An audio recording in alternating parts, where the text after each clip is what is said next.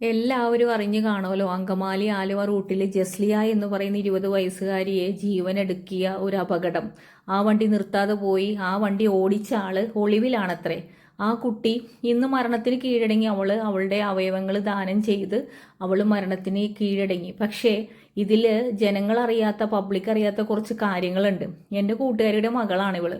പക്ഷേ ആ വണ്ടി പോലീസ് കണ്ടെത്തിയപ്പോൾ അവിടെയുള്ള ബന്ധുക്കൾ പറയുന്നുണ്ട്, ഈ മഹീന്ദ്രയുടെ എക്സ് യു V700 എന്ന് പറയുന്ന വാഹനത്തിന്റെ ഇടിച്ച ഭാഗം ചളങ്ങിയിരിക്കുന്നു.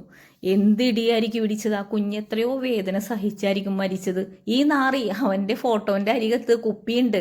ഇവൻ ഒളിവിലാണത്രേ. പൈസ ഉള്ളവർക്ക് എന്നും ഒളിവിലിരിക്കാലോ. ഇവൻ അതിരമ്പുഴ സ്വദേശി ജോർജ് തോമസിന്റെ മകനാണ്. ചാലാക്കൽ മെഡിക്കൽ കോളേജിലെ ഡോക്ടറായ സിറിയക്ക്.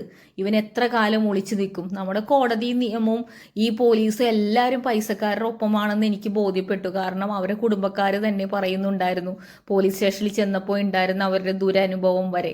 അതുകൊണ്ട് തന്നെ നാട്ടുകാരായ നിങ്ങളോടാണ്, ഇവനെ എവിടെ കണ്ടാലും കൈവച്ച് കൊന്നേക്കണം. നല്ലൊരു കുഞ്ഞിനില്ലാണ്ട്